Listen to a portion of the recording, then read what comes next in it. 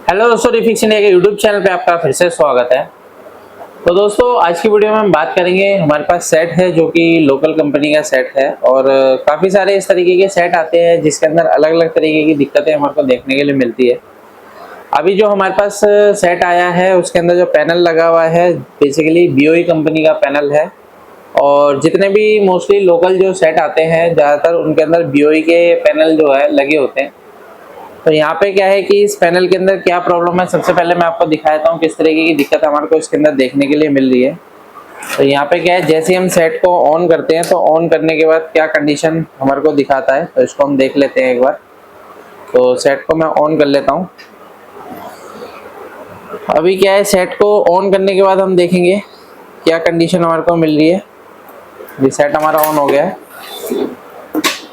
तो जैसे ही हमारा सेट ऑन होता है तो अगर आप यहाँ पे देखेंगे इसके अंदर हमारे को कुछ इस तरीके से लाइनिंग नजर आ रही है। यहाँ पे आप ये देख सकते हैं किस तरीके की लाइनिंग हमारे को दिखाई दे रही है। तो देखिए, इस तरीके के जो पैनल होते हैं उनको रिपेयर करना थोड़ा सा मुश्किल काम होता है, क्योंकि इसके अंदर सबसे ज़्यादा जो प्रॉब्लम आती है वो गेट लाइन की वजह से आती है। क्योंकि ये जो पैनल है हमारा वो GIP पैनल है। तो GIP का मतलब ये है कि इसके अंदर दोनों साइड कोई भी गेट को नहीं लगी है। तो यहाँ पे हमारे को लाइनिंग जो है इस तरीके की जो दिखाई दे रही है, तो इसको रिपेयर करना है और देखते हैं किस तरीके की प्रॉब्लम हमारे को मिलती है। तो यहाँ पे क्या है कि एक बार ये देख लेते हैं। सबसे पहले अगर आप यहाँ पे देखेंगे तो इसके अंदर यहाँ पे एक छोटा सा जो है टीकॉन बोर्ड लगा हुआ है और इस टीकॉन बोर्ड से जो है ये पैनल के अंदर सप्लाई और डाटा आता है। तो यहाँ पे अगर आप देखेंगे तो ये पैनल का नंबर है और काफ़ी ज़्यादा भी ये पैनल मार्केट में चल रहे हैं, क्योंकि अभी रनिंग में यही पैनल हमारे चल रहे हैं और एक LG का पैनल है। दो मॉडल हमारे सबसे ज़्यादा ही चल रहे हैं पैनल में। तो सबसे पहले मल्टीमीटर को हम सेट कर लेते हैं DC वोल्ट की रेंज पे। और DC वोल्ट की रेंज पे सेट करने के बाद अगर हम यहाँ पे देखेंगे तो देखिए ये हमारा पास टीकॉन बोर्ड है। टीकॉन बोर्ड में अगर हम यहाँ पे देखते हैं तो इसमें अलग अलग तरीके के टीकॉन आते हैं। वैसे तो यहाँ पे आप ये देखेंगे एक टीकॉन इस तरीके का भी आता है। तो ये सभी जो है सिमिलर टीकॉन होते हैं। तो अभी क्या है, इसको अगर हम चेक करते हैं तो यहाँ पे हमारा जो वोल्टेज बन रहा है 12 वोल्ट की सप्लाई हमारी यहाँ पे बन रही है। और ये जो 12 वोल्ट की सप्लाई है जाती है हमारे DC टू DC सर्किट में। यहाँ पे अगर आप देखेंगे तो हमारा एक बक कन्वर्टर इसके अंदर लगा हुआ है और ये बक कन्वर्टर से जो वोल्टेज हमारी बनती है, तो यहाँ पे अगर हम देखते हैं तो ये देखिए यहाँ पे ऑलरेडी मेंशन भी है 3.3 वोल्ट की सप्लाई हमारी यहाँ पे बन रही है। यानी कि अगर आप इतना हिस्सा देखेंगे तो ये बक कन्वर्टर का हिस्सा है, यानी कि हमारी बक IC लगी हुई है जो कि 3.3 वोल्ट यहाँ पे बनाने का काम कर रही है। और ये 3.3 वोल्ट हमारा बिल्कुल परफेक्ट तरीके से बन रहा है। यही 3.3 वोल्ट हमारी रोम IC में भी जाता है और टीकॉन IC में भी जाता है। तो अगर आप देखेंगे तो यहाँ पे हमारी टीकॉन IC है और टीकॉन IC में भी अगर आप देखेंगे तो यहाँ पे 3.3 वोल्ट की सप्लाई हमारे को मिल रही है। यानी कि टीकॉन IC की वोल्टेज जो है 3.3 वोल्ट वो ओके है। रोम IC के अंदर भी वोल्टेज ओके है। अभी इसके अंदर जो है 24 सीरीज की IC लगी हुई है रोम IC, जो कि 24 सीरीज की आती है। काफ़ी पुराने सेटों में भी हमारे को देखने को मिलती है क्योंकि कम MB की होती है। तो अभी क्या है कि अगर आप यहाँ पे देखेंगे तो ये भी हमारी एक DC टू DC IC लगी हुई है। बेसिकली होता क्या है कि ये जो DC टू DC IC है ये हमारी 3.3 वोल्ट की होती है। तो 3.3 वोल्ट हमारा यहाँ से बनने के बाद इस IC के अंदर भी जाता है। जब इस IC के अंदर जाता है तो एक इनेबल वोल्टेज जब हमारी टीकॉन IC इसको देती है तो हमारा जो वोल्टेज बनेगा AVDD वोल्टेज बनेगा। तो यहाँ पे AVDD वोल्टेज आता कहाँ से है, तो अगर आप यहाँ पे देखेंगे तो AVDD वोल्टेज जो है हमारा ये डायोड के द्वारा हमारा आता है और डायोड से हमारा जब आउटपुट निकलता है तो अगर आप यहाँ पे देखेंगे 16 वोल्ट की सप्लाई हमारी बिल्कुल परफेक्ट मिल रही है। तो यहाँ पे अगर आप देखेंगे तो VAA वोल्टेज जो है हमारी AVDD वोल्टेज है। बेसिकली होता क्या है कि ये जो हमारी डायोड है और कोयल, इन दोनों के बीच में क्या होता है, एक ड्राइव बनती है जो कि हमारी IC बनाने का काम करती है। ड्राइव इसको बोलते हैं गेट ड्राइव। तो गेट ड्राइव जब हमारी बनेगी तभी हमारा वोल्टेज यहाँ पे बूस्ट होना स्टार्ट होगा। अभी जब यहाँ पे वोल्टेज बूस्ट होता है तो हमारी वोल्टेज बनती है VGH और VGL। तो अगर हम यहाँ पे देखते हैं तो VGH और VGL हमारा बिल्कुल परफेक्ट तरीके से बन रहा है। यहाँ पे अगर आप देखेंगे तो हमारा ये VGH वोल्टेज है और ये हमारा VGH वोल्टेज यहाँ पे आ रहा है। और एक हमारी माइनस वोल्टेज भी होती है जो कि VGL होती है। तो यहाँ पे आप ये देख सकते हैं माइनस वोल्टेज हमारी ओके है। तो माइनस वोल्टेज भी ओके होने के बाद भी हमारी इस तरीके की दिक्कत हमारे को मिल रही है। तो पैनल के अंदर ऑलमोस्ट सभी वोल्टेज ओके है और अगर हम नीचे चेक करते हैं तो यहाँ पे देख सकते हैं, यहाँ पे भी हमारा AVDD वोल्टेज ओके है और DVDD यानी 3.3 वोल्ट भी ओके है, VGL वोल्टेज भी ओके है। और ये जो सभी वोल्टेज होती है जाती है हमारी लेवल शिफ्टर आईसी के अंदर। तो लेवल शिफ्टर आईसी की वोल्टेज भी देख लेते हैं एक बार। तो यहाँ पे देखेंगे तो 7 वोल्ट की सप्लाई हमारी ओके है, यानी कि VGL वोल्टेज और VGH दोनों वोल्टेज हमारी ओके है, जो कि हमारी लेवल शिफ्टर आईसी के अंदर जा रही है। और लेवल शिफ्टर आईसी के अंदर और भी वोल्टेज हमारी जाती है, जैसे 3.3 वोल्ट भी हमारी जाती है। तो 3.3 वोल्ट भी हम यहाँ पे चेक कर लेते हैं। तो 3.3 वोल्ट की क्या कंडीशन है, -7 वोल्ट यहाँ पे मिल रहा है। तो यहाँ पे देखेंगे तो ये हमारा 3 वोल्ट के अराउंड यहाँ पे वोल्टेज जो है हमारा आईसी के अंदर जा रहा है। तो यानी कि जो हमारी लेवल शिफ्टर आईसी है इसकी सभी वोल्टेज जो है बिल्कुल परफेक्ट तरीके से इनपुट हो रही है, लेकिन फिर भी इस तरीके की दिक्कत मिल रही है। तो देखिए यहाँ पे हमारे कुछ सिग्नल भी होते हैं। तो सिग्नल में अगर हम देखते हैं तो CKV के सिग्नल देखिए पॉजिटिव में होते हैं। तो ये पॉजिटिव में हमारा बिल्कुल परफेक्ट बन रहा है। CL के 2 लिखा है और यहाँ पे CL के 1 लिखा है।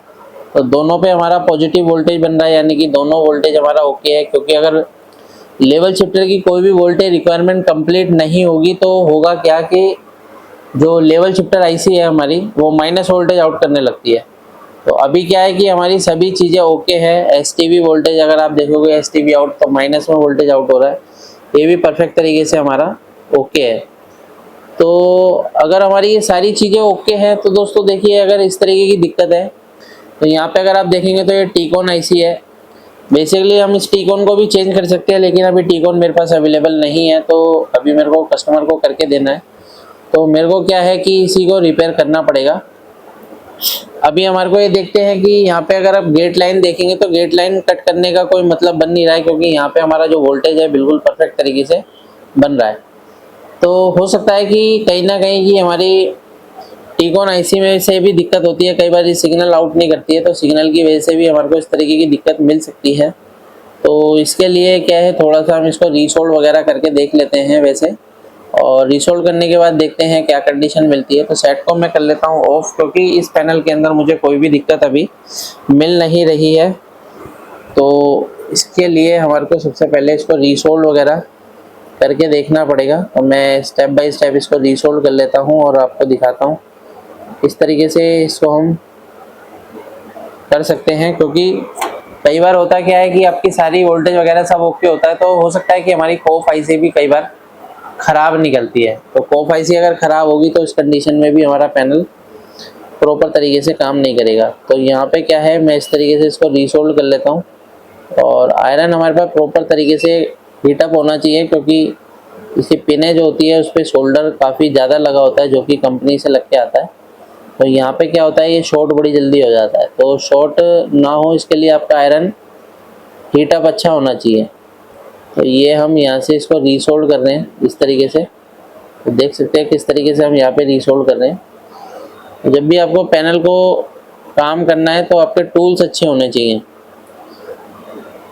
ये देख सकते हैं आप किस तरीके से हम रीसोल्व कर रहे हैं। और अगर इससे भी नहीं होता है तो फिर हम पैनल को बाहर निकाल के इसकी कोफ आईसी कंडीशन चेक करेंगे, क्योंकि कई बार क्या होता है कोफ आईसी इसकी डैमेज हो जाती है, जिसकी वजह से इस तरीके की दिक्कत मिल सकती है। खैर वो बाद की बात है, फिलहाल हम इसके अंदर देख लेते हैं एक बार रीसोल्व वगैरह करके, ताकि जो है हमारा पैनल प्रॉपर तरीके से चले। तो अभी क्या है कि मैं यहाँ पे रीसोल्व कर लेता हूँ प्रॉपर तरीके से, और रीसोल्व करने के बाद फिर से अगर हम चेक करेंगे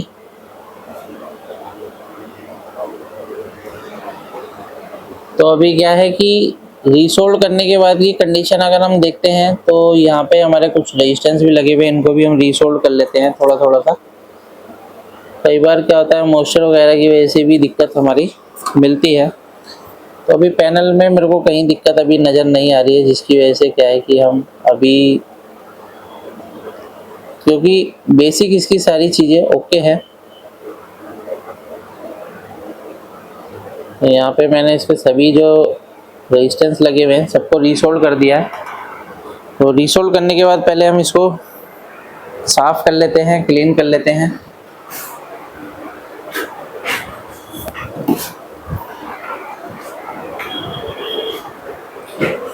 तो क्लीन करने के बाद देखते हैं क्या कंडीशन आती है।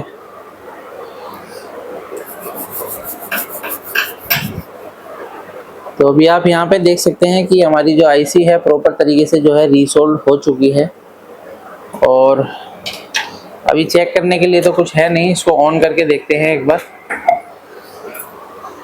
सेट को ऑन कर लेते हैं और नहीं होता है तो फिर इसको पैनल को खोलते हैं।